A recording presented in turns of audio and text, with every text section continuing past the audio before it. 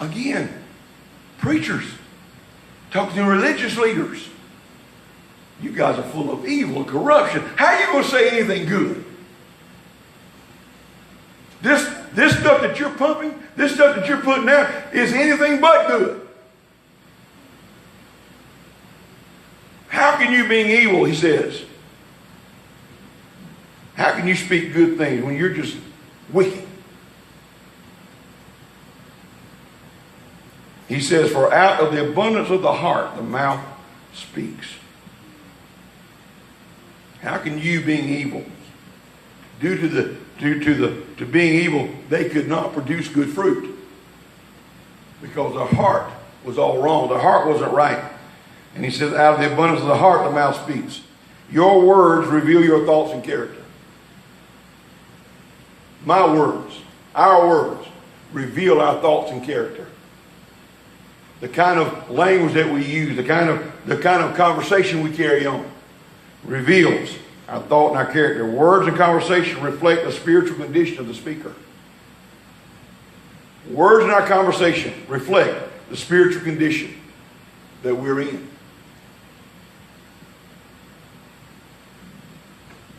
Now we'll get a little bit further into that. Let me go on a little bit before I dive into that fully. He says in verse 35, a good man out of the good treasure of his heart brings forth good things. The good man of this verse is the same as the good tree. Of verse 33, the tree this good tree that brings forth good fruit. So likewise, the good man is going to bring forth good treasure out of his heart. And an evil man out of the evil treasure brings forth evil things. So an evil heart can't do otherwise. It brings forth evil things out of the abundance or the treasure, evil treasure of their heart. So a sin-dominated person, this is where I want to draw the distinctions at. Again, sin is a way of life. Most of the time when the Bible is using that phrase sin, that's actually what it's referring to. It's not just referring to human beings who and Christians who make mistakes sometimes, and sometimes the mistake turns out to be sin, and we quickly ask the Lord to forgive us for it, and we get back on the straight and narrow, and we keep on moving. We don't lay there and wallow. But it's when we lay there and wallow that sin starts becoming a lifestyle. We again start becoming dominated by sin. And so a sin-dominated person will utter evil. When sin dominates our life, we utter evil. The good person devoted to and saved by God will utter good. But I say to you, verse 36, that every idle word men may speak, that concerns the claims of righteousness which did not exist. Again, look at the context of the passage and what he's saying. We read this most of the time, we think, boy, every idle word that men speak, well, my Lord, I cut fool all the time. I'm all the time, joking around and playing. And that's not what he's referring to. I believe Jesus believed in having fun.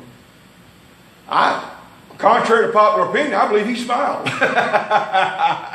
I believe he enjoyed life. He's the very one who said, I came to give life and life more abundantly. I believe in that abundant life is included the joy of the Lord and the ability to enjoy life, to be happy, to smile, and to enjoy God's presence, to enjoy the presence of one another. I believe all that's included. I don't believe that Jesus was a sourpuss. I don't believe he looked like he was baptized in vinegar and born on the dark side of the moon.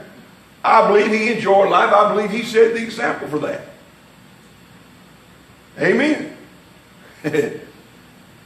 So when he says, every idle word that men speak, he's not just talking about just having some frivolous fun sometimes and enjoying life, telling good, clean jokes and things like that. He's talking about those who make claims of righteousness, but they don't exist, like the Pharisees, who claim to be righteous, who claim to know God. They claim to know God's word, but they had no relationship whatsoever. None. And Jesus knew this. He knew their hearts. So that's why he says, every idle word. When they stood up, they said, I'm a religious ruler in Israel. That was idle words. I'm a spiritual man. I'm a holy man. Those were idle words because they weren't. He says, words like every idle word, he says, that men may speak, they will give account of in the day of judgment. Primarily, he's referring, I believe, to the white throne judgment in Revelation chapter 20, but we all are going to give account.